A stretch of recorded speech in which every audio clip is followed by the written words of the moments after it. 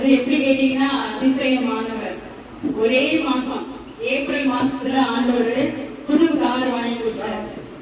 அதே போல மே மாசம் அதுக்கு அடுத்த மாசமே வந்து வீடு, புது வீடு. நீங்க பாக்குற இந்த கனவு இல்லம், நான் கனவுல பார்த்த வீடு. அதாவது ஆண்டவர் வந்து எனக்கும் ஒரு வீடு கொடுத்துருக்காரு. நாமளும் அதாவது ரொம்ப கஷ்டப்பட்டு ஒரு கடன் இல்லாம ஆண்டவர் வந்து இந்த வீட்டை கொடுத்திருக்கிறார். கடன் வாங்குவோமா, நகையெல்லாம் எடுத்துவோமா, என்ன பண்ணுவோம் அப்படின்னு முடிச்சுட்டு இருந்த டைம்ல ரொம்ப நாளா விற்காம இருந்த இடம் எங்க ஊர்ல வாங்குறவங்களையும் கேட்கறவங்களுக்கு தான் நிறைய பேர் இருந்தாங்க. வாங்க வருவாங்க, கைக்கு வந்தது வாய்க்கு வந்தது கை கேட்கறது அந்த மாதிரி சொல்லுவாங்க. அந்த மாதிரி தான் இருந்தது. கெடுத்து விட்டு அது வாங்க விடாமையே பண்ணிட்டாங்க. சரி, எப்பதான் அது விற்கணுமோ அப்ப வைத்து வாங்கிக்கலாம், ஆண்டவர் எப்ப சித்தம் வச்சிருக்கிறாரோ அப்ப செய்யட்டும் அப்படின்னு சொல்லிட்டு இருக்கோம். அதே போல சடனா எப்படிதான் அந்த இடம் சேல் ஆச்சுன்னு தெரியல. கைக்கு பணம் வந்தது, பில்டர் கொடுத்தோம் டவுன் பேமெண்டா. திரும்ப பேங்க் லோன் மீதி அமௌண்ட் வந்து பேங்க் லோன் போட்டு சிங்கிள். அதுல எப்படின்னா நிறைய பிரச்சனை இருந்தது. கேரண்டர் வேணும், கோஆபரேட் வேணும், அது லேடிஸா இருக்கனால சிங்கிளா இருக்கனால வாங்க முடியாது. இப்படி நிறைய பிரச்சனைகள் வந்தது.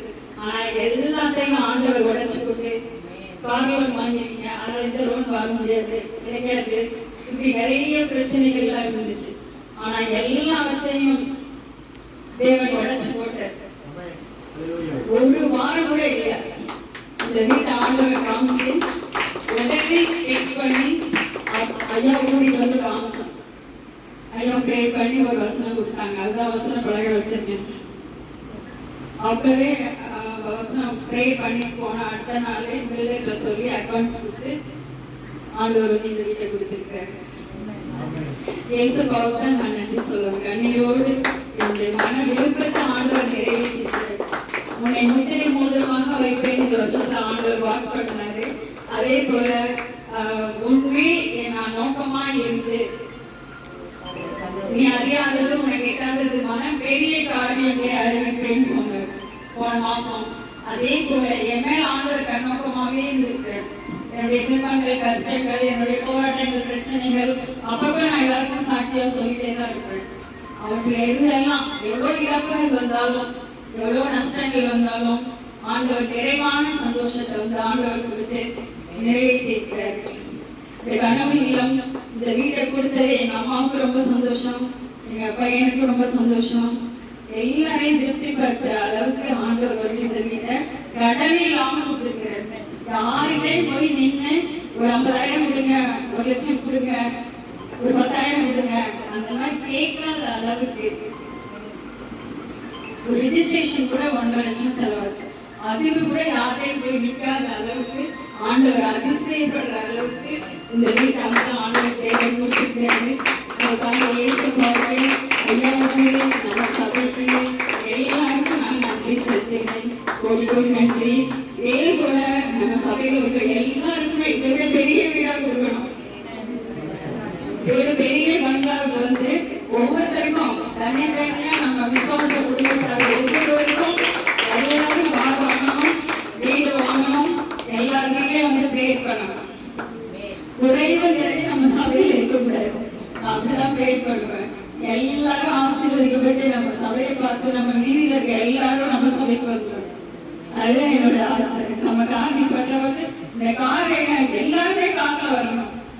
இவ்வளவு கார் எங்க போகுது அப்படின்னு சுத்தி இருக்கிறவங்க பார்த்துட்டு நம்மளும் அங்க போகணும் அப்படின்னு எல்லாரும் வரணும். அதே போல ஆண்டவர் நம்மள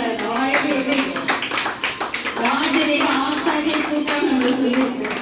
அதே போல நம்மள ராஜாவிட்ட பிள்ளைகள். நிச்சயமா நான் போடுற துணி கூட இல்லாம இருந்தேன்.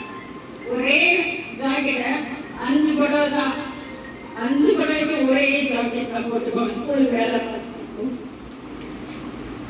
அவ்வளோ கஷ்டத்துல இருந்து ஆண்டவர் தான் என்னை நடத்திட்டு வந்தேன்.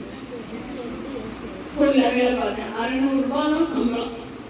மென்டாலிட்டி லீவ்ல யார் யார் போறாங்களோ அந்த லீவ்ல வந்து அவங்களோட ஃபாதர் வந்து எனக்கு வேலை கொடுப்பாங்க. அந்த வேலை பார்த்து அதுக்கப்புறம் மெட்ராஸ்லயே அவங்களே தான் அனுப்பிச்சு வச்சாங்க.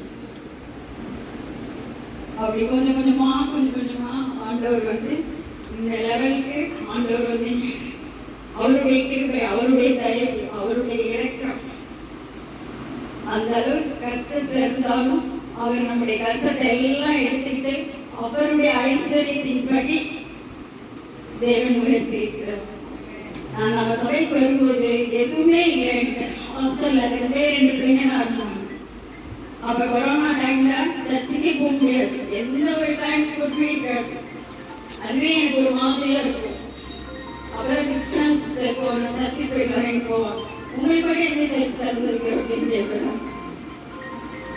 அப்பதான் நம்மளுடைய சர்ச்சில் வந்து அவங்க ஒரு வாரம் என்னை கூட்டிகிட்டு வந்தாங்க. அப்போ அவங்க கூட வந்தேன் நான்.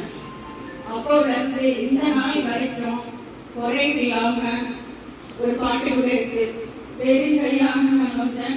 இப்ப பரிவாரங்களோட இருக்குன்னு சொன்ன மாதிரி ஆண்டவர் வந்து 2 பரிவாரங்கள் நிறைய கொடுத்திருக்கிறார். இன்னும் ஆசீர்வதிப்பார், இன்னும் மேன்மைப்படுத்துவார். எல்லாம் தேவனுடைய வசனத்தை கேட்டு அவருடைய வார்த்தைப்படி நடந்து அவருடைய சர்ச்சை வரலாம் வார்த்தையை கேட்கிறது. நம்ம மைண்ட்ல வந்து என்ன இருக்கோ அது அப்படியே நம்முடைய மன விருப்பத்தை நிறைவேற்றுவேன்னு சொல்லியிருக்காரு. அதே போல ஆண்டவர் என்னுடைய மன விருப்பத்தை நிறைவேற்றிருக்கிறார். அவருடைய வார்த்தையின்படி, அவருடைய வார்த்தையின்படி இந்த வீட்டை கடன் இல்லாம நீண்ட நாள், நீண்ட வருஷம் கனவா வந்து ஆண்டவர் நிறைவேற்றிருக்கிறார்.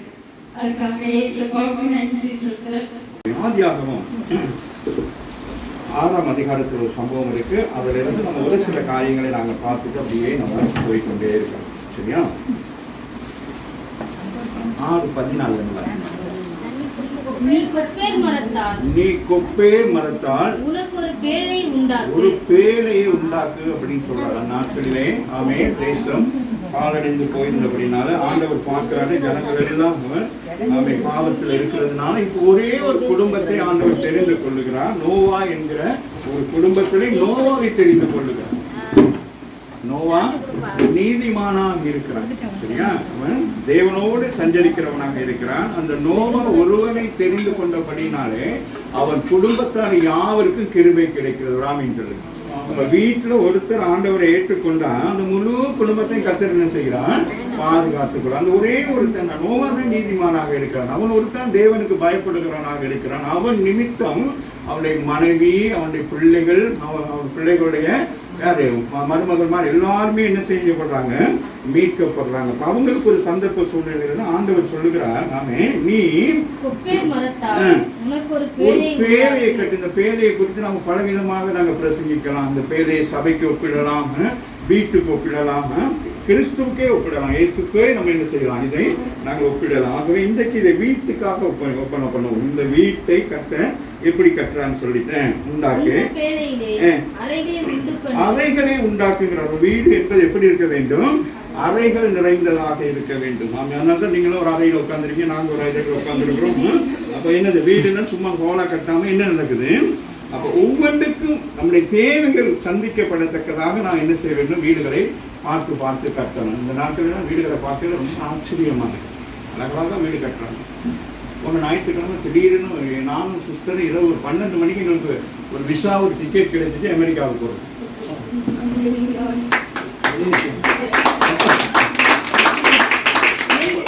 அப்போ அமெரிக்காவுக்கு போயிட்டோம். நாங்கள் 2 பேரும் இங்கேருந்து ஒரு தான் போயிட்டோம். ஃபோன் மூலம் போனால் ஆமே ஒரு அழகான வீட்டை காட்டினாங்க. அப்போ ஏன்னா அந்த நான் ஏன் அதை சொல்லுகிறேன்னு கேட்டேன், அது ஒரு தரிசனத்தின் வீடு. அருமையான மகள் இந்த இந்தியாவிலேருந்து கேரளாவிலேருந்து போகிற நேரம் அவங்களுக்கு கொடுக்கப்பட்ட வாக்கு தத்துவம் எத்தனையோ வருஷங்களுக்கு பிறகு அந்த வாக்கு தத்துவம் அவங்களுக்கு நிறைவேறி அவங்க மகள் கல்பனா சொன்ன மாதிரி பங்களா. ஆமாம், நான் double bedroom, master kitchen, master kitchen அப்படின்னு சொல்கிறாங்க. எங்களுக்கு ஆச்சரியமாக இருக்குது. தேவனுடைய எங்களுக்கு மகிமை நம்ம விசுவாசிக்கணும். நம்ம அவங்க அங்கேருந்து எங்களுக்கு சொல்லணும்னு அவசியம் இல்லை, எங்களுக்கு காட்டணும். நான் நினைச்சேன், ஃபோன் பண்ணி கேட்கலாம்னு நினைச்சேன். ஃப்ரீயாகவே எங்களை காட்டுவீங்க, ஒரு விசா டிக்கெட்டை போட்டு எங்களை கூப்பிட்டே இருக்கலாமா இல்லையா? ஆண்டவர் அந்த அவங்களுடைய மன விருப்பத்தை நிறைவேற்றுகிறவர்கள். இது போல பல காரியங்களை நாங்கள் சொல்லலாம். அப்போ அங்கே சொல்லுகிறா, நீ என்ன செய்யணும், ஒரு கொப்புரம், அதாவது முக்கியமானது, ஒரு வீடை கட்டுகிற போது சும்மா ஏனோ தானு கட்டக்கூடாது, அதை கட்டுற விதமாய் கட்ட வேண்டும். அதுதான் நாங்கள் பார்க்க போகிறோம். இங்கே என்ன கொப்புரம் மரங்கிறது நாங்கள் அதுக்கு பிறகு நாங்கள் பார்த்து முடிக்கலாம். அதை எப்படி அந்த நாட்களிலே அது ஒரு பெரிய ஒரு பிளானிங். இப்போ நோவாக்கு சொல்றாரு, அவன் என்ன செய்ய வேண்டும், ஆண்டவருடைய பெரிய ஒரு தரிசனம் நிறைவேற வேண்டும். அந்த தரிசனத்துக்குரியவன் நோவா ஒருத்தன் தான். அப்ப நோவாவை தான் வைத்து என்ன செய்ய வேண்டும், இன்னொரு உலகத்தை உண்டாக்க வேண்டும், இன்னொரு சன்னதியை உண்டாக்க வேண்டும், இன்னொரு சரித்திரத்தை கொண்டு வர வேண்டும் என்று சொல்லி ஆண்டவர் சொல்ற, கவனமாக நிறுத்தணும், வேற எந்த மரத்திலையும் கட்டிடாத, ஏன்னா நடக்க போற காரியம் சம்பவம் பயங்கரமாக இருக்கும். அதனால நீ என்ன செய்ய வேண்டும், அந்த நாட்களில் இருந்து அந்த மரம் விசேஷித்த ஒரு மரமாக இருந்தது. ஆமாவே இல்லையா? வாசிங்க. உண்டாக்கு அந்த பேழையிலே அதை உள்ளும் புறம்பாக கீழ் பூசுங்கிறார். அந்த பேழைக்கு இருந்து என்ன வந்துடக்கூடாது, தண்ணீர் வந்துடும். அப்போ அவங்களுக்கு என்ன நடக்க போகுதுன்னு தெரியாது, நோவாவுக்கே தெரியாது. முதல் நடக்கிற சம்பவம் கவனித்துக் கொள்ளுங்கள். அவன் இப்படி ஒரு சம்பவம் நடக்கிறது, மழைன்னா என்னன்னு தெரியாது, வெள்ளம்னா என்னன்னு தெரியாது, எதுவுமே தெரியாது. ஆண்டவர் ஒரு காரியத்தை சொல்லுகிறபடினால அவன் கீழ்ப்படிந்து செய்கிறான். நம்முடைய வாழ்க்கையில் நடக்க போகிற காரியத்தை குறித்து ஆண்டவர் சொல்லுகிற பொழுது நிதானமாக கேட்டு கீழ்ப்படிந்து செய்கிற பொழுது ஆண்டவர் நமக்கு அதிசயம் செய்வார், அற்புதம் செய்வார். அம்மாவில் சொன்னோன்னு, என்ன ஆண்டவரை பேரைனா என்ன எனக்கு தெரியாதுன்னு, எப்படி செய்யணும், அதுக்கு யாருமே இன்ஜினியரெல்லாம் கொண்டு வர முடியாது, அது எப்படி அளக்கணும், எப்படி கட்டணும், எனக்கு ஒன்றுமே தெரியாது அப்படின்னு அவன் சொல்லவில்லை. ஆண்டவர் சொன்ன விஷயத்தை அவன் உற்று கவனித்து அதன்படியாக செய்கிறான். வாசிங்க. நீ அதை பண்ண வேண்டிய விதம் அவன் சொல்றான், ஆண்டவர் சொல்றானே என்னவென்றால், பேழையின் நீளம் 300 முழமும் அதன் அகலம் 50 முழமும் அதன் உயரம் 30 முழமாய் சொல்ற இப்படிதான் செய்ய வேண்டும். ஒரு வீடு உங்களுக்கு வாங்க, இந்த வீடு இப்படிதான் கட்ட வேண்டும் என்று சொல்லி ஆண்டவர் என்ன செய்திருக்கிறான், முன் குறித்தே ஏற்பாடு பண்ணியிருக்கிறான். ஆமாவே இல்லையா? இந்த வீடு இப்படி தான் கட்ட வேண்டும், இந்த மாதிரி தான் நிலத்தில் கட்ட வேண்டும், இந்த கதவு வைக்கணும், இந்த பக்கம் ஒரு ரூம் வைக்கணும், இங்கே வைக்கணும், முதல் அவன் ஒரு ஆராதனை இங்கே நடத்தணும். இதெல்லாம் தேவன் என்ன செய்திருக்கார், முன்குறித்து இருக்கிறார். நம்முடைய மன விருப்பத்தின்படி யோசித்து பார்க்குற பொழுது அந்த சகோதரி எவ்வளோ பிரயாசப்பட்டு இந்த காரியங்களை செய்கிறாங்க. ஆகவே அதை நீ பண்ண வேண்டிய விதம், ஒவ்வொரு காரியமும் நாம் செய்ய வேண்டிய விதம் என்று ஒன்று இருக்கிறது. இது எப்படி தான் செய்யணும் அப்படின்னு நம்ம நினைக்கக்கூடாது. நமக்கு எப்படி ஆண்டவர் சொல்லுகிறாரோ அதன்படி செய்ய வேண்டும். நீ அதை பண்ண வேண்டிய விதம் என்னவென்றால், பேழையின் நீளம் 300 முழமும் அதன் அகலம் 50 முழமும் அதன் உயரம் 30 முழமாய் இருக்க வேண்டும். அப்ப சொல்றாங்க, இதெல்லாம் இப்படி எல்லாம் செய்ய, நீ பேழைக்கு ஒரு ஜன்னலே உண்டு பண்ணு அப்படின்னு சொல்றாங்க. சரியா? வீடு கட்டணும், ஃபுல்லா அப்படியே வீடு சொல்லி செவரம் மட்டும் கட்டி வைக்கிறதுல என்ன செய்யணும், கதவு இருக்கணும், இல்லாட்டி எப்படி வீட்டுக்குள்ள போறது, ஜன்னல் இருக்கணும். ஜன்னல் இருந்தால் தான் என்ன உண்டாகும், வென்டிலேஷன்லாம் வரும். ஆமே, இந்த மாதிரி கண்ணாடி கதவு போட்டிருக்க மாட்டாங்க அந்த நாட்கள்ல. ஏன்னா வேற ஒரு பிளானிங்காக செஞ்சதுனால எப்படி போட்டாங்களோ. ஆனால் சொல்றாரு, என்ன செய்ய வேண்டும், அவனுக்கு பாதுகாப்பு. ஆமாவே இல்லையா? மேல் தட்டுக்கு ஒரு முழ தாழ்த்தியிலே மேல் தட்டு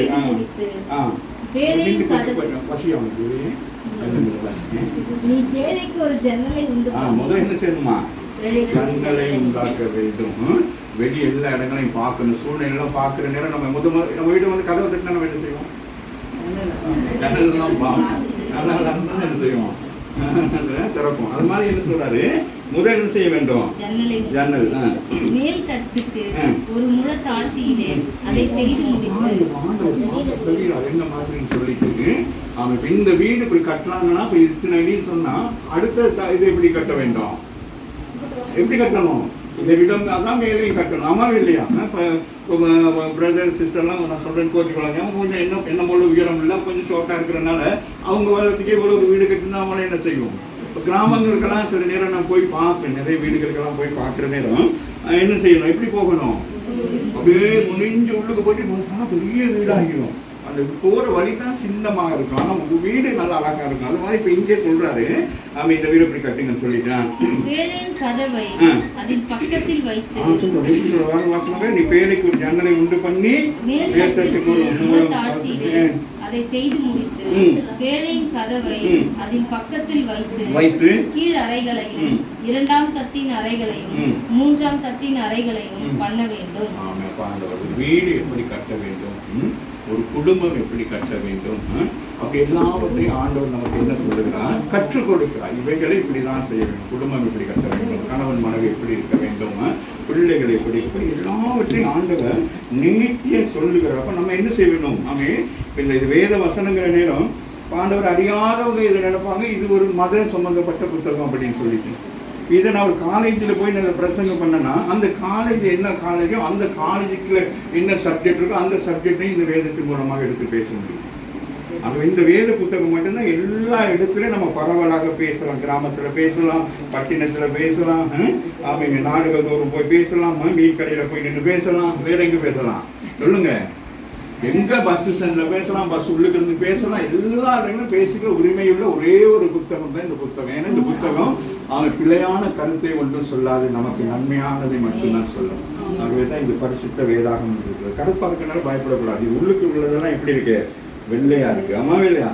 அதனால இங்கே ஆண்டவர் சொல்லுகிற காரியம் முதலாவது நாங்கள் பார்க்கிறோம், பேழையை எப்படி கட்ட வேண்டும்னு தேவன் சொல்லுகிறபடியாக என்ன செய்யறாங்க, அதை கட்டுகிறாங்க. இரண்டாவது காரியத்தை நாங்கள் பார்க்கலாம். நீதிமொழிகள் 24ஆம் அதிகாரத்துல 3 நாளை வாசிக்கலாம். கட்டப்படுமா? ஞானத்தினாலே கட்டப்படும். வீடு எப்படி கட்டப்படும்? சும்மா கட்டப்படுகிறது. மண்ணை சிமிந்தியை வாங்கி வச்சு என்ன செஞ்சக்கூடாது, கட்டுறதில்ல. சாலமோன் எழுதுகிறார். எப்படிமா வாசிங்க? வீடு ஞானத்தினாலே கட்டப்பட்டு விவேகத்தினாலே பொறுமையோடு இருந்து என்ன செய்ய வேண்டும்? பார்த்து பார்த்து கட்டணும். சில பேர் பெரிய பணக்காரவங்க வசதி படைத்தவங்க கட்டுவாங்க வீடை, அப்புறம் வந்து பார்ப்பாங்க. அப்புறம் மனைவி சொல்லுவாங்க, கதவு இங்கே வைக்கக்கூடாது, கதவு மேலே வைக்கணும்னு அங்கே கதவு வைப்பாங்க, புரியுதா? அப்புறம் இங்கே உடைப்பாங்க, அப்புறம் இங்கே கட்டுவாங்க. அப்படின்னு இருக்கக்கூடாது. வீடு கட்டுகிறதுக்கு முன்பதாகவே என்ன செய்ய வேண்டும்? வீடு கட்டுவதற்குரிய காரியத்தில் என்ன செய்ய வேண்டும்? நேர்த்தியாக இருந்து அமர்ந்து உட்கார்ந்து குடும்பமாக இருந்து ஒரு வீட்டை கட்டையில் கணவன் மனைவி பிள்ளைகள் எல்லாருடைய ஆலோசனையின்படி உன்னை கட்டணும். அல்லாது போனால் என்ன செய்வாங்க? நான் அதை வீடுக்குள்ளே அது அதில் சிஸ்டமாக அதை சொல்லிக்கிட்டே இருப்பாங்க. நான் கட்ட நினைச்சு பிளான் பண்ணியிருந்தேன், அவங்க கெடுத்து விட்டாங்க. அவங்க விருப்பத்துக்கு கட்டினால பாருங்க ஜன்னல்களுக்கு தான் வர வேண்டியதாக இருக்குது, கிச்சனுக்கு. சரிதான். அதனால இங்கே வேதம் அழகா ஞானியான சாலமன் சொல்ற வாசிங்க மக, ஞானம் புத்தி அறிவு ஞானம் இல்லாமல் எதையும் செய்யவே கூடாது. ஆக ஞானமாய் செய்ய வேண்டுமா? விவேகம். அது செய்வதற்கு என்ன வேணும்? பொறுமை வேண்டும். அவசரப்பட்டு கட்டக்கூடாது. சில பேர் வந்து வீடு கட்ட வந்தால் இன்ஜினியர் மாதிரி போட்டு உண்டு இல்லைன்னு பண்ணிடுவாங்க. சித்தால போய் அதை செய்யுன்னா அவன் வேண்டாம் வெறுப்பா கட்டி கொஞ்ச நாள் இந்த வீடு என்ன ஆகிரும்? ஒரு பக்கம் சரிஞ்சுக்கிட்டு தான் வெடிப்பு வந்துடும். அப்படி இருக்கும். அப்போ அவங்களுக்கு என்ன செய்ய வேண்டும்? அந்த டைம் எல்லாம் கொடுக்கணும். இப்படி கட்டுங்க இப்படி கட்டுங்க அப்படி. ஏன்னா இது என்னது மகள் சொல்லுவோம், கால போக்கு வரைக்கும் எத்தனை சந்ததிகள் இந்த வீட்டில் இருக்க போறாங்களோ தெரியும். அப்போ நம்ம அதுக்கு தகுந்த மாதிரி தான் கட்டணும். என்னமா வீடு ஞானத்தினாலே கட்டப்பட்டு விவேகத்தினாலே நிலைநிறுத்தப்படும். அறிவினாலே அறைகளில் அருமையும் இனிமையுமான சகலவித பொருள்களும் நிறைந்திருக்கும். பாருங்க நான் எப்படி இருக்கணும்? ஒரு வீடு கட்டுற நேரத்துல எல்லாவற்றையும் நீங்க பிளான் பண்ணணும். அப்படின்னு இப்ப எல்லாம் வீடுகள் எல்லாம் அழகா கட்டுறாங்க. இப்போ உள்ள இன்ஜினியர்ஸ் எல்லாம் நல்லா இப்ப வீடு கட்டுறவங்களும் பாக்கியவாங்க.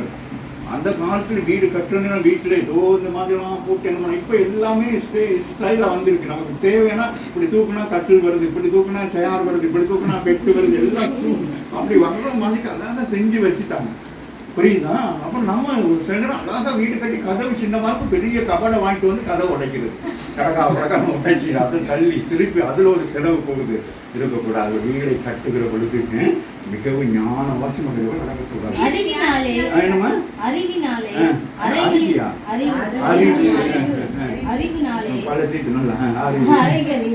அருமையும் இனிமையுமான சகலவித பொருள்களும் நிறைந்திருக்கும். அப்ப இந்த வீடு எப்படி இருக்கான்? சகலவிதமான எல்லா ஆசீர்வாதத்தினாலும் இந்த வீடு எப்படி இருக்கணும்? நிறைவா இருக்கும். அதுக்குதான் ஆண்டவர் நமக்கு வீடை கொடுக்கிறார், குடும்பத்தை கொடுக்கிறார், பிள்ளைகளை கொடுக்கிறார். அப்ப அந்த வீடு பூமியில தேவன் நமக்கு நியமித்த வீடு. எப்படி செய்ய வேண்டுமானா, அவர் எப்படி அந்த நோவாவுக்கு பேழையை செய்யப்படுகிற பொழுது எப்படி அந்த ஞானத்தோடு கூட செய்தார்களோ அதுபோல இந்த வீடு எப்படி அப்ப ஞானத்தினால் கட்டப்பட வேண்டும். பலருடைய ஆலோசனை நான் அல்ல. நாங்க வீடு கட்டணும் அப்படின்னு சொன்னா நமக்கு ஒரு என்ன இருக்கணும்?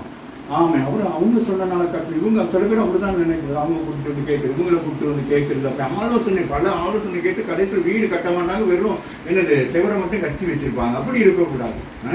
நமக்கு எப்படி கட்ட வேண்டும் என்கிறது யோசனை இருக்கிறதோ அது போல நம்ம நினைச்ச வேண்டும். அதை வீடு கட்ட வீடு ஞானத்தினாலே கட்டப்பட்டு விவேகத்தினாலே நிலைநிறுத்தப்படும், அறிவினாலே அறைகளில் அருமையும் இனிமையுமான சகலவித பொருள்களும் நிறைந்திருக்கும். ஞானம் உள்ளவன், பலம் உள்ளவன், அறிவுள்ளவன். அப்ப எப்படி வீடு கட்டப்படணுமா?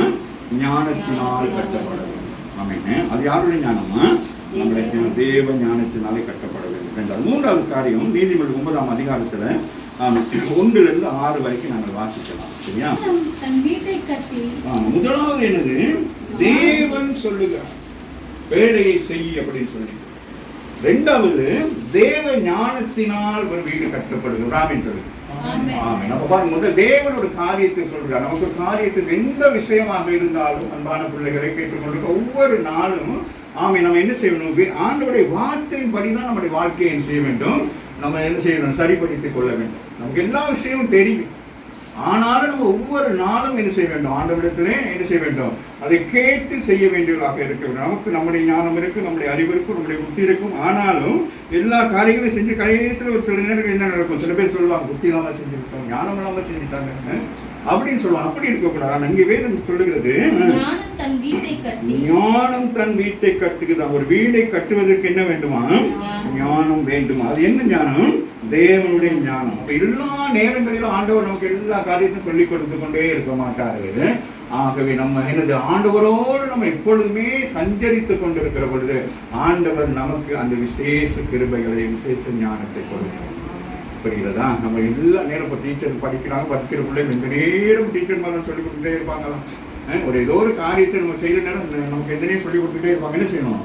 இப்போ குழந்தை இருக்கு, குழந்தைக்கு நம்ம என்ன செய்யணும்? சின்ன குழந்தையா இருக்குன்னா நம்ம சொல்லி கொடுக்கணும். அது குறிப்பிட்ட வயசு வரைக்கும் அவங்களுக்கு சரியா சொல்லி கொடுத்துட்டோம்னா, பழக்கி வச்சுட்டோம்னா, அதுக்கு பெரியால வரணும். அதுகளுக்கு எதுவுமே சொல்லி கொடுக்க தேவையில்லை. அவங்க என்ன செய்வாங்க? அடுத்தடுத்த ஸ்டெப்ஸுக்கெல்லாம் வந்துடுவாங்க. இன்னைக்கு நிறைய பேர் பிள்ளைகள் பெரிய பிள்ளைகளாக வந்தால் கூட அம்மாவிட்ட ஆலோசனை வேணும், அப்பாவிட்ட ஆலோசனை. இந்த பிள்ளைங்க அப்போ அதுகளுக்கு சொந்தமாக யோசிக்க முடியாமல் அதுக்கு கிடந்து மண்டு கட்டிட்டு கிடந்து என்னை இன்னமும் சின்ன பிள்ளை மாதிரி நினைக்கிறாங்க, இன்னமும் என்னை செய்ய விட மாட்டேங்கிறாங்கன்னு சொல்லி அந்த பிள்ளை என்ன செய்யுங்க?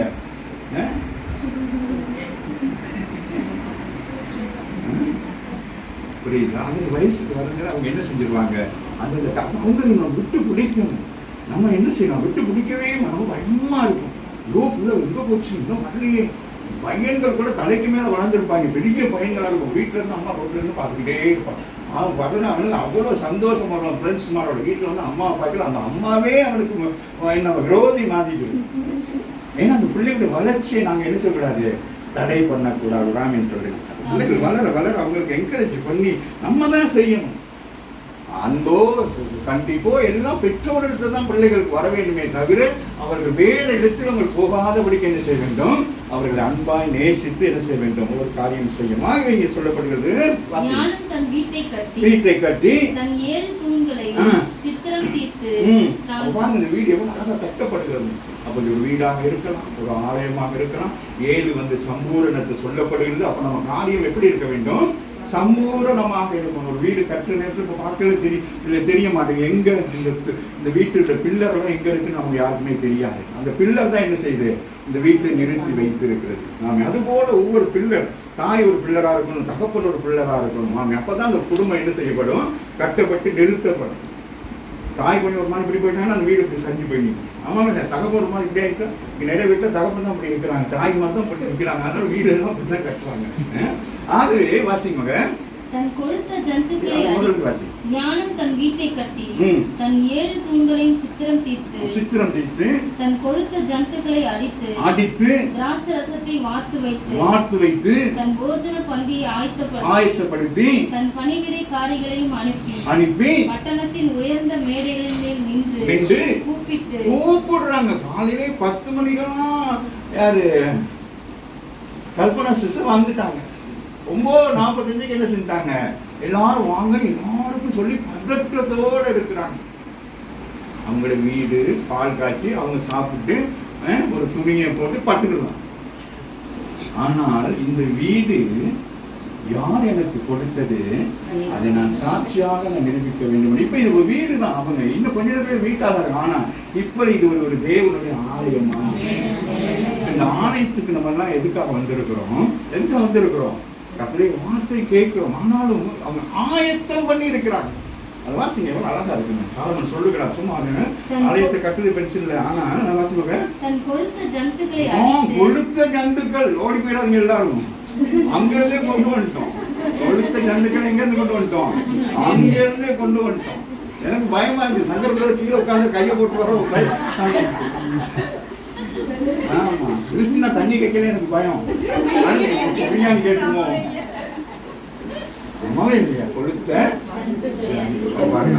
மனவிருப்பம். தேவன் எனக்கு இவ்வளவு லட்சக்கணக்கில் ஒரு வீட்டை கொடுத்திருக்கிற நேரம் என் ஜனங்களுக்கு நான் என்ன செய்ய வேண்டும்? என் ஆண்டவரை நான் அறிவிக்கிறேன். என் ஆண்டவர் எனக்கு இதை செய்திருக்கிறேன். இதை நான் கொண்டாட வேண்டும். இதை நான் செலிப்ரேட் பண்ண வேண்டும். தனியா நான் இருந்து அப்படி ஆமா, தனியா நான் வந்து வீடு வந்து கட்டியிருக்கிறோம். சில பேர் சொல்லவே மாட்டாங்க. பல வீடு ஏன்னா பயம்.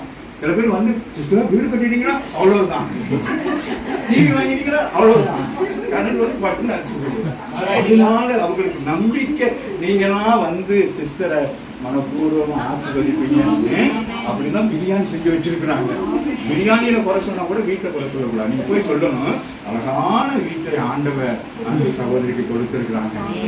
ரெண்டு வெயில இழைப்பாடுறதுக்கு பாருங்களேன், ஆண்டவர் எவ்வளவு நல்லவர். இல்லாட்டி மேல மட்டும் இந்த சாமியான போட்டுருந்தா மேல ஒவ்வொருத்தருக்கும் நான் என்னது ஜெபத்தண்ணியை அடித்து எல்லாரும் எழுப்பணும்.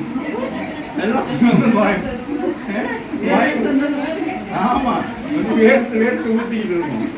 ஆனா எனக்கு பயமா இருக்கு. செய்தியை நிறுத்த முடியாது போல இருக்கு. 4 மணி வரைக்கும் போகும் போல இருக்கு.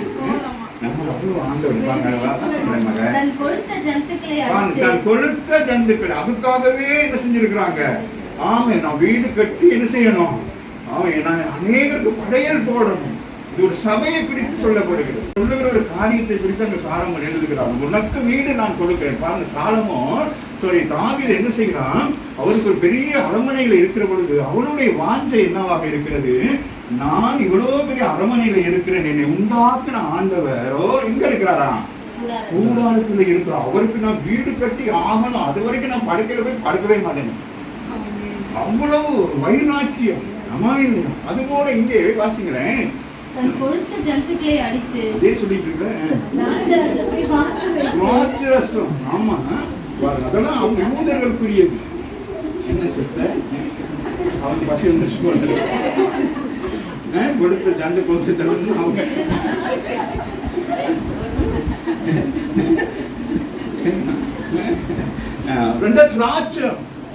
திராட்சரசம் என்னது? யூதர்களுக்கு என்னது? பெரிய ஒரு பண்டிகை. கல்பனாவுக்கு இன்னைக்கு ஒரு பெரிய பண்டிகை, சரித்திரத்தில் எழுதக்கூடிய ஒரு பண்டிகை. அம்மா எங்க அம்மா என்ன அம்மா மறைச்சு வச்சிருக்கிறேன், அம்மா திரைக்கு பின்னாடி வச்சிருக்கிறேன். அங்கூர் அம்மா மறைஞ்சிருக்கிறாங்க. ராமின் சொல்லு. பண்டிகை நம்ம எல்லாம் என்ன செய்ய வந்திருக்கிறோம்? கொண்டாட வந்திருக்கிறோம். அதனாலதான் என்னது? கொழுத்த திராட்சரசத்தை வார்த்து வச்சிருக்கிறாங்க. இன்னைக்கு நேற்று நைட்டெல்லாம் தூங்குனாங்களே நம்ம தெரியாது. தூங்கி இருக்க மாட்டாங்க. படன்னு கொடுக்குறாங்க. நம்ம அழைக்கப்பட்ட அநேகம் தெரிந்து கொள்ளப்பட்டவங்க வாக்கியவான் அநேகத்துக்கு ஆசீர்வாதம் கிடைக்கும்.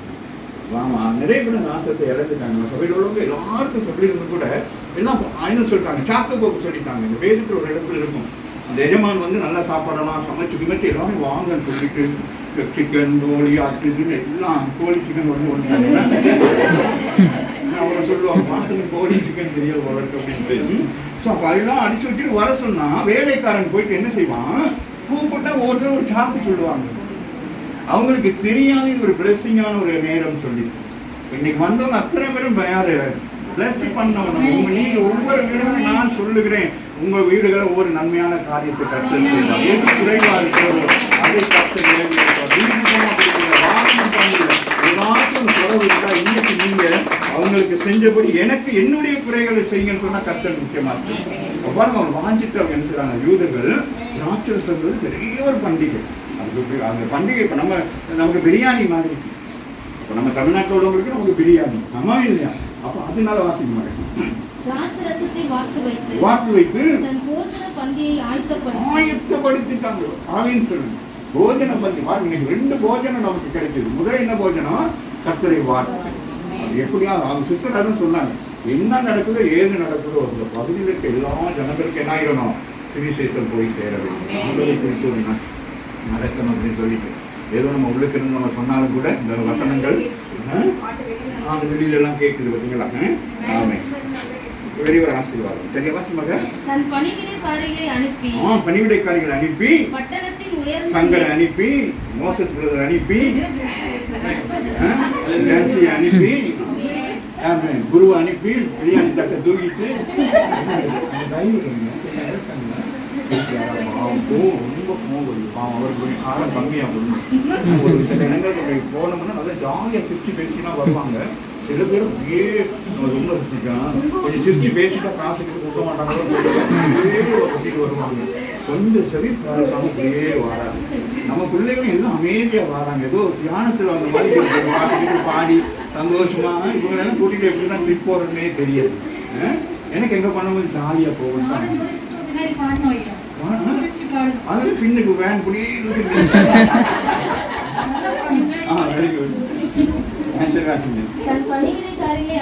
அனுப்பி பட்டணத்தின் உயர்ந்த மேடைகள் மேல் நின்று கூப்பிடுறாங்க சொல்லுங்க. என்னது அவ்வளோ விசேஷித்தமான காரியங்களெல்லாம் செய்து அவங்க மனவிருப்பம், கல்பனாவுடைய மனவிருப்பம் முழு சபையால் இன்னைக்கு அப்படித்தான் சொன்னாங்க. எத்தனை வேண்டாலும் பரவாயில்ல போட்டு முழு ஜனங்களையும் கொண்டு என்ன செய்யணும், அங்கே கொண்டு வந்து இறக்கிடணும். நீங்கள் நம்ம ஒரு பெரிய கேங்காக இறங்கி என்ன செய்யணும், ஜாலியாக சாப்பிட்டு இந்த ஏரியாக்களே நம்ம யார் தெரியுமா, யாரும் இல்லை, நாங்கள் பெரிய கூட்டம் அப்படின்னு ஏரியாவுக்கும் பயப்படுவாங்க. உங்கள்கிட்ட பேசாதீங்க, பெரிய கூட்டம் அதுலேயும் சிஸ்டமாக கோச்சிக்கிட மாட்டேங்கிறேன். இல்லை ஜென்ஸு கூட கொஞ்சம் அமைதியாக இருப்பாங்க. ஏன்னா லேடிஸ் நம்ம என்ன கருத்து நல்லவர். ஆமே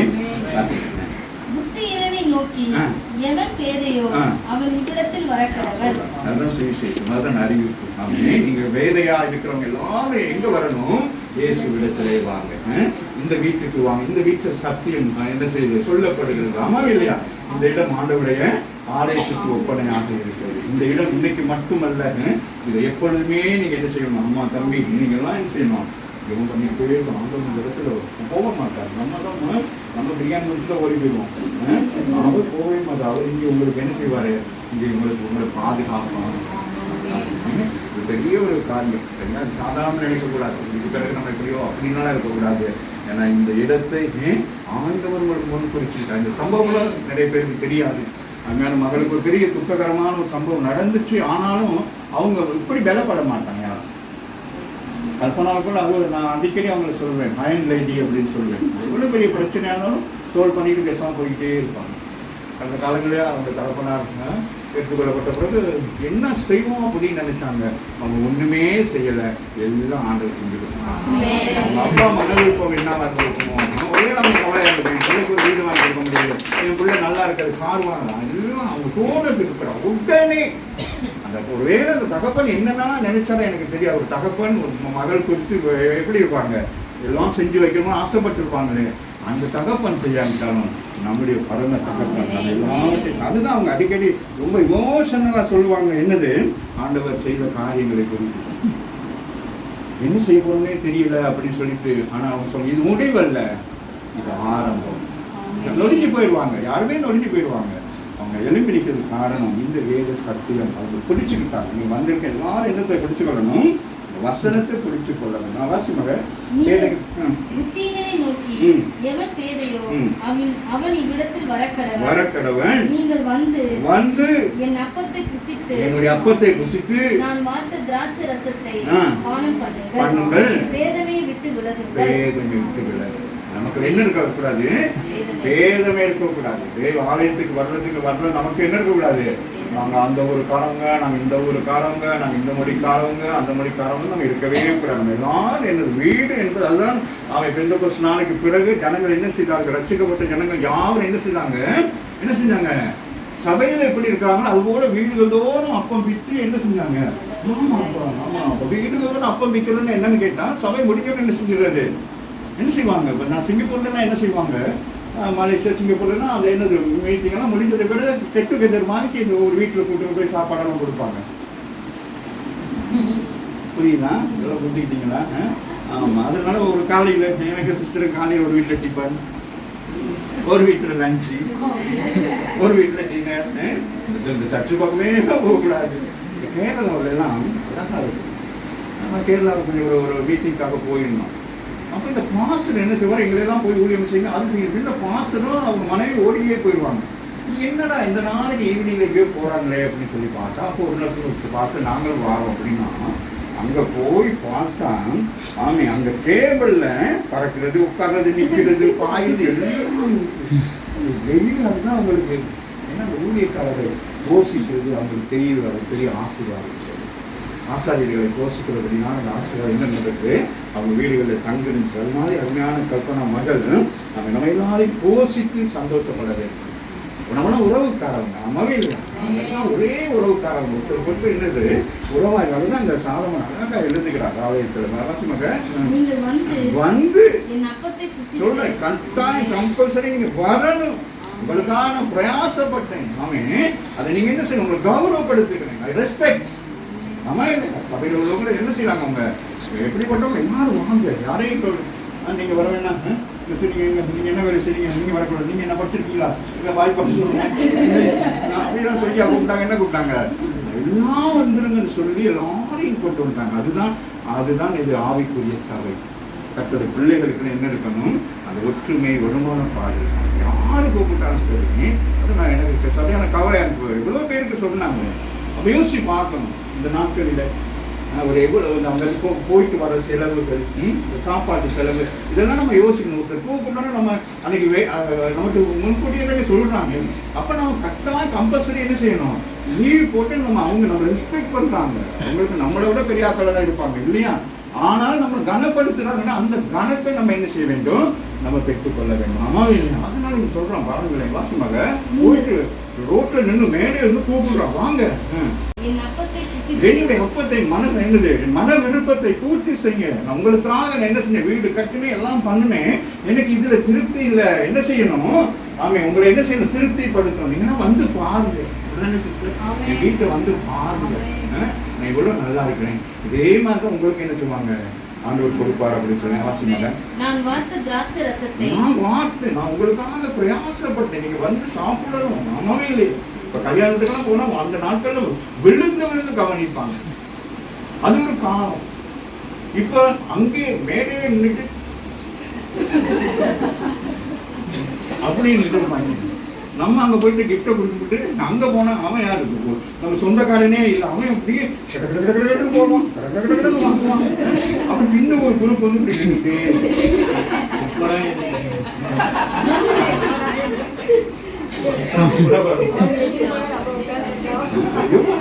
நம்முடைய கலாச்சாரம் எவ்வளவு சீனியமா போச்சு. தமிழ் கலாச்சாரம் எவ்வளவு அழகான கலாச்சாரம். இருந்து சாப்பிட்டு உண்டு கழிச்சு போறதெல்லாம் விட்டுட்டு யாரோ ஒருத்தன் கருப்பு கொண்டை தொப்பியை போட்டுட்டு வந்து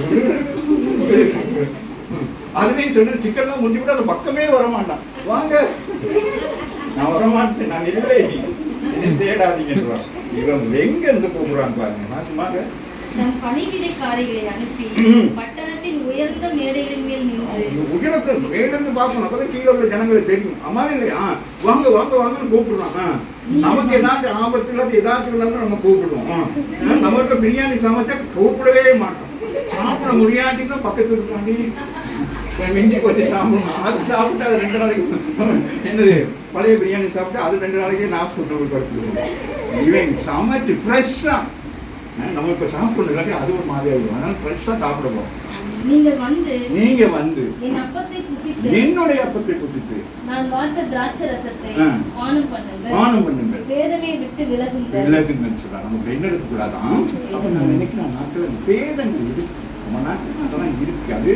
அவன் அது நமக்குள்ள இருக்கக்கூடாது. நம்மளாம் ஒரே இனத்தார்கள். அம்மாவே இல்லை, நம்ம எல்லாம் ஒரே மாதிரி ஆண்டவர் படைத்திருக்காரு. நமக்கு ஏதாவது பேதமே இருக்கா. இப்போ என்னை வெட்டில சிறப்பு இருக்கும், இந்த பிள்ளைய கட்டுக்கட்டனால கருப்பாக வரபோது இல்லையே, ஒரே மாதிரி படைக்கும். அப்போ நம்ம இந்த பேதங்களை கொண்டு வர்றது பிசாசு.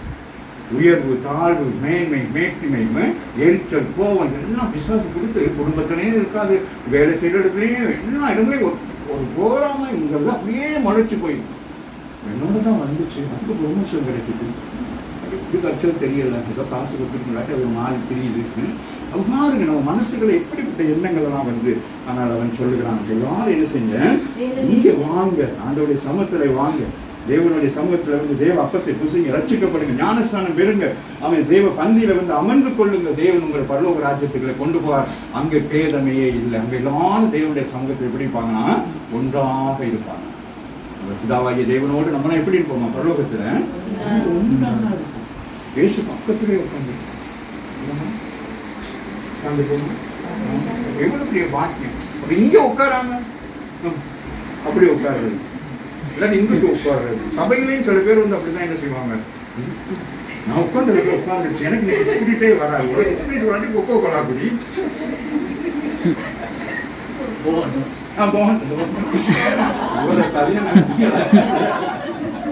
சபையெல்லாம் பார்த்துக்கிட்டு அப்படி இருக்கக்கூடாது. நம்ம எல்லாம் அதுதான் இன்னைக்கு ஆண்டவர் நம்ம எல்லாம் உண்டா இணைச்சிருக்கிறாங்க. நம்ம குடும்பமா உட்காந்துருக்கோம், ஏரியாலாம் அவங்க சொந்த வீடு மாதிரி பாருங்க எவ்வளவு சந்தோஷமா இருக்கும். இப்படிதான் இருக்கும். இதுதான் சபை, இதுதான் குடும்பம். நம்முடைய வாழ்க்கை எவ்வளவு காலம் இந்த பூமியில இருக்க போகுது. இன்னைக்கு இருக்கிறவங்க நாளைக்கு அன்னைக்கு ஒரு வீடியோ ஒன்று பார்த்து எத்தனை பேர் பார்த்தீங்கன்னு தெரியல. அப்படியே கார்கள் போகுது, போட்டு பார்த்துருப்பீங்களா நினைக்கிறேன். ஒவ்வொரு காரமாக போகுது, ஒவ்வொரு காரும் விலை உயர்ந்த கார்கள், கோடிக்கணக்குள்ள கார் இதெல்லாம் போகுது. ஒரு கார் போகுது, இந்த கார் இந்த பேரு இது இத்தனை கோடி, இது இத்தனை கோடி, இது இத்தனை கோடி அப்படியே காட்டுறாங்க. அதுக்கு முன்னால ஒரு எம்புலன்ஸ் போகுது, அந்த எம்புலன்ஸ்ல அந்த பாடி போகுது. அப்ப சொல்றாங்க இதெல்லாம் அவருக்கு கார் தான். முடிவு எதுல போறாரு, சாதாரண எம்புலன்ஸ்ல தான் போறாங்க. நமக்கு என்ன கிடைக்கும் தெரியுது, கொரோனா காலத்து சும்மாவே தூக்கி போட்டாங்க, புரியுதா? அதனால நமக்கு வேற்றுமை இருக்கக்கூடாது, நமக்கு என்ன இருக்கக்கூடாது, பேதமைகள் இருக்கக்கூடாது. பேதமை, அது பேதமை, அதுதான் சொல்ற பேதமை சொல்லுவாங்க, ஒண்ணுமே தெரியாது, அப்படி இருக்கக்கூடாது. நாங்கள் அவன் ஞானமாய் நம்ம இருக்கணும். கடைசி ஒரு காரியத்தை சொல்லி நம்ம முடிச்சுக்கோம். வாசிங்க, மத்திய 7ஆம் அதிகாரம் 24-25 வாசித்து முடிச்சிடும். ஆகையால்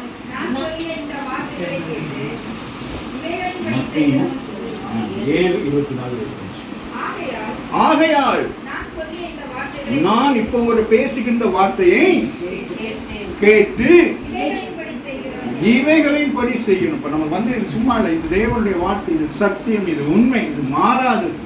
உங்களோட நான் பேசிக்கொண்டிருந்த காலத்தை நான் எதுவுமே ப்ரிப்பேர் பண்ண நேற்று இரவு வரைக்கும் எனக்கு ஒண்ணுமே விளங்கவே இல்லை. என்னத்தை பிரசங்கம் பண்றது அப்படின்னு சொல்லி யோசிச்சுக்கிட்டே இருந்தோம். ஒரு காலையில தான் அந்த பேரை குறித்து ஆண்டவர் சொன்னார். அப்ப பேரை நன்ற அடுத்தடுத்து ஒரு காரியங்களாய் சொல்லி இந்த முடிவு காரியத்தை கொடுத்தார். அப்ப அந்த மாதிரி அவன் உங்க எல்லாருமே ஆண்டவர் ஏதோ ஒரு நோக்கத்தை வச்சிருக்கிறான். சரியா வாசிமக? ஆகையால் நான் இப்பொழுது உங்களோடு பேசிக் கொண்டிருந்த கர்த்தருடைய வார்த்தையை இந்த வார்த்தைகளை கேட்டு இவைகளின் படிதான் செய்யும். எப்படி இவைகளில் நம்ம எந்த ஒரு காரியத்தை செய்தாலும் அதை ஞானமாய், புத்தியாய், தெளிவாய், விவேகமாக யோசிச்சு செய்யணும். தேவனாம ஏதாச்சும் நம்ம என்ன செஞ்சுக்கிறோம், மற்ற என்னது நம்ம பிள்ளைகளை படிக்க வைக்க அங்கே போய் இங்கே அப்படியெல்லாம் இருக்கக்கூடாது. நமக்கு எது தேவை, விரல் கேட்ட வீக்கங்கிற மாதிரி எந்த காரியத்தை செய்கிற நேரம் லூக்காவில் ஒரு அதிகாரத்தில் இருக்கு. ஒரு வீடு கட்டுறதா கூட உட்காந்து பிளான் பண்ணி உனக்கு எவ்வளோ செலவு வருதுன்னு பார்த்து அதுபடி நீ செய்யும். அதுக்கு மேலுக்கு வந்து கட்டிக்கிட்டு அப்புறம் உட்காந்துக்கிட்டு கட்ட முடியாமலாம் இருக்கக்கூடாது, என்ன செய்ய வேண்டும். அது போல இங்க வேதம் சொல்லுகிறது, நான் சொல்லி இந்த வார்த்தையை கேட்டு இவர்களின் படி செய்கிற, அவன் குறிப்பிட்டு சொல்லல எவனோ அப்படின்னா அது யாரோ. இந்த வார்த்தை, ஆண்டவருடைய வார்த்தை யாரு கேட்டாலும் சரி, அவங்க இந்த மதம், இந்த மொழி, இந்த இனம், இந்த ஜாதி, இந்த ஊருன்னெல்லாம் இல்லை. யார் இதுக்கு ரெஸ்பான்ஸ் பண்றாங்களோ இந்த சத்தியத்துக்கு, அவளை கண்மலையின் மேல தன் வீட்டை கட்டின புத்தி உள்ள மனுஷனுக்கு ஒப்பிடுவேன். ஆமென். அப்ப அவங்க எப்படி கண்மலை மேல, அப்ப வேதத்தின் அடிப்படையில் கண்மலைன்னா என்னது, கிறிஸ்து. இந்த வீடு எப்படி கட்டப்பட்டிருக்குது, செங்கலால தான் கட்டப்பட்டிருக்கு, மண்ணால தான் கட்டப்பட்டிருக்கு. ஆனால் அடித்தளம் வந்து கண்மலையாகிய கிறிஸ்து, அந்த மூளை கல்லாகிய கிறிஸ்து ராமின். ஆகவே இந்த இடம் எப்படி இருக்கும்? நிரந்தரமாக அப்படியே நிலைத்து இருக்கும். வாசிங்க. பெருமழை செறிந்து பெரிய மழை வந்தாலும் பெருவெள்ளம் வந்து காற்று அடித்து அந்த வீட்டின் மேல் மோதியும் அது விழவில்லை. ஏனென்றால் அது கண்மலையின் மேல் இயேசு மேல் நம்பிக்கை வைத்து இந்த பணத்தை போட்டு கட்டி இருக்கிறாங்க. ஆகவே இயேசு இந்த வீட்டை என்ன செய்வான்? அவர் பாதுகாத்துக் கொள்வார். ஆமா இல்லையா? அதுதான் இங்க சொல்லப்படும். இன்னொரு வார்த்தை முடிச்சுவோமா? ஆகையால் நான் சொல்லி இந்த வார்த்தைகளை கேட்டு இவைகளின்படியே செய்கிறவன் எவனோ செய்யுங்க. நீங்க ரொம்ப அங்க அலையாதுங்க. நான் என்ன சொல்றேன்னா அதை செய்யுங்க. அதை விட நீங்க மேல அதெல்லாம் செய்யாதீங்க. அவனை கண்மலையின் மேல் தன் வீட்டை கட்டினார். அவன் என்ன செய்வாரு? புத்தி உள்ளவன் எங்க கட்டுவானா? கண்மலையில கட்டுவான். புத்தி இல்லாத எங்க பண்ணி கட்டுறது? மணல்ல பண்ணி போயிட்டது. என்னது தினமும் நீர் குடி போய் நம்ம எங்க கட்டுறது? இதுக்கு பிறகு கட்டாங்க. என்னது எங்கெல்லாம் கட்டி வச்சிருக்காங்க வீடுகள். ஏரிக்கிட்ட கட்டி போட்டு பயந்துகிட்டே இருப்போம். மழை வந்தா பயமா இருக்கும், வெயில் அடிச்சா பயமா இருக்கும், ஒரு அரசாங்க கார் வந்தா பயமா இருக்கும், வெடிக்க போயிடுவாங்களா அப்படின்னு சொல்லிட்டு நீ கண்மலையாக கிறிஸ்து மேல நம்பிக்கை வைத்து வீடை கட்டினா நீ வீட்டுல இருந்தாலும் சரி இல்லாலும் சரி அந்த வீடு பாதுகாக்கப்படும். ஏன்னா வீடு யாரு? கர்த்தருடைய நாமத்தினால் கட்டப்பட்டிருக்கிறேன். வாசிங்க. அவனை கண்மலையின் மேல தன் வீட்டை கட்டின புத்தியுள்ள மனுஷனுக்கு கிறிஸ்துவுக்குள்ள வீடு கட்டப்பட வேண்டும், கிறிஸ்துவுக்குள் குடும்பம் கட்டப்பட வேண்டும், கிறிஸ்துவுக்குள் பிள்ளை கட்டப்பட வேண்டும், கிறிஸ்துவுக்குள் தொழில் எல்லாம் என்னது அவரை முன்வைத்து என்ன செய்யப்பட வேண்டும்? நாம செயல்பட வேண்டும். நமக்கு எவ்வளவு ஞானத்தை அறிவை ஆண்டவர் கொடுத்திருந்தாலும் நம்ம என்ன செய்ய வேண்டும்? அவரை முன்வைக்க வேண்டும். தாவீது சொல்லுகிறான், அவர் எனது வலது பாரசத்தில் இருக்கிறான், நான் என்ன செய்யணும்? அவரை எனக்கு முன்பதாக வைக்கிறேன், நான் அசைக்கப்படுவதில்லை. நான் அசைக்கப்படுவதில்லை. சொல்லுங்க. அசைக்கப்படுவது இந்த இடத்துல ஆண்டவர் உறுதியாய் கொண்டு வந்திருக்காரு. இவ்வளவு போராட்டங்கள், இவ்வளவு பிரச்சனைகள் சாதாரணமா நம்ம சந்தோஷமா சொன்னாலும் இதுக்கு பின்னால் அவ்வளோ காரியங்களை சந்திச்சு வந்துதான் இந்த வீடு. ஒரே ஒன்று, அவனோட ஒரே ஒரு நம்பிக்கை, என் ஆண்டவர் கட்டுவார், என் ஆண்டவர் கட்டி கொடுப்பாங்கிற நம்பிக்கை தான் இந்த வீடு. அவர் கிறிஸ்துடைய வாசிங்க வந்துட்டேன். பெருமழை செறிந்து பெருவெள்ளம் வந்து காற்று அடித்து இதெல்லாம் வரும். மழைனா இந்த மழை மட்டும் இல்ல, போராமைங்கிற மழை வரும், எரிச்சங்கிற மழை வரும். வேற என்னது? வீடு கட்டிட்டாங்க நம்மள. திருச்சியில இருந்து இங்க வீடு கட்டிட்டாங்க நம்மள அப்படின்னு அப்படி என்னன்னா எப்படி இந்த வீடு கட்டினாங்க, அவங்க என்ன வேலை செஞ்சாங்க, என்ன பணம், இப்படியெல்லாம் கேள்வி கேட்டு இதெல்லாம் வரும். அதெல்லாம் அப்படியே காத்து மாதிரி தொலைச்சிட்டு போய் சொல்லுங்க. அதுக்குதான் சமாளிக்க முடியும் உலகத்துல. அதுதான் பயன். 50 ரூபாய்க்கு சாரி வரணும் கூட 50 ரூபாய். சில பேர் வெளியே சொல்ல மாட்டாங்க. நம்மவே ஒளிஞ்சு வாழ வேண்டிய உலகத்தில் இருக்கிறோம். ஏன்னா நம்ம எப்படி இருக்கிறோம்? பேதைகளாக இருக்கிறோம். ஒருத்தர் வெடிக்கிறோம், கோபம் வெடித்த அப்படியே இருக்கிறோம். நீங்க வேதம் சொல்லுகிறது வாசி முடிச்சுட்டேன்னா காற்று அடிக்குது, அந்த வீட்டின் மேல் மோது வந்து எல்லா பக்கமும் நெருக்கங்கள். கவலைப்படக்கூடாது. அவன் மோது மட்டை உடைச்சிட்டு ஓடுவான். எங்க ஆஸ்பத்திரி இருக்கு? இந்த கல்பனாவோட வீட்டுல வந்து மோது அது எந்த கட்டியிருக்காங்க? இந்த வீடு சிமெண்டியா கல்லா? கிறிஸ்துல கட்டியிருக்கான். அவர் மேல் மோதுகிறவன் அவன் என்ன செய்வான்? அவன் தானா என்ன செய்வான்? அவர் மேல் மோதுகிறவன் சரி, அவர் மேல் மோதினாலும் என்ன செய்வாங்க? அவங்களுக்கு தான் சேதம். நம்மளும் கவனமா இருக்கும். ஒரு நேரம் நல்லா சாப்பிட்டு தான் போவோம். ஒரு துள்ளி நினைவு கூட இருக்கக்கூடாது. சோத்திர மணியில் சந்தோஷித்து போகணும். அருமையான மகள் நம்மளெல்லாம் இன்வைட் பண்ணியிருக்கிறாங்க. நம்முடைய இருதயம், நல்ல இருதயம் நினைச்சு நம்மளாம் போட்டுருக்குறாங்க. நல்ல இருதயம் படைச்சவங்க இந்த இடத்துல வந்திருக்கீங்க. இன்வைட் பண்ண எல்லாரும் நீங்க வந்திருக்கீங்க. அம்மா இல்லை முடிச்சுவோமா? அந்த வீட்டின் மேல் மோதியும் அது விழவில்லை. ஏனென்றால் அது கண்மலையின் மேல், அது கிறிஸ்து மேல. சொல்லுங்க. கிறிஸ்து மேல கட்டுவீங்க. இந்த வீடு எங்க கட்டிருக்கு அப்படின்னு சொல்ல நோண்டி பார்த்தா யாரா? அப்போ அது அசைக்கப்படாத என்ன வந்தாலும் என்னது? இந்த வீடு ரம்யமாக இருக்கும். எத்தனை பேர் விசுவாசிக்கிறீங்க? அதுபோல உங்கள் வாழ்க்கையில நீங்க நினைத்துக் கொள்ளுங்க. இதை மாத்திரமல்ல, இந்த வார்த்தை கேட்கிறவங்க எல்லாருடைய வாழ்க்கையிலும் நாமே கிறிஸ்து அடித்தளமாக இருந்தால் இந்த வீடுகள், இந்த குடும்பங்கள், வாழ்க்கை எல்லாமே